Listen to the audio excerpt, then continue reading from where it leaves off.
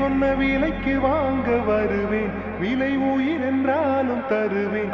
இந்த அழகை கண்டு வியந்து போகிறேன்.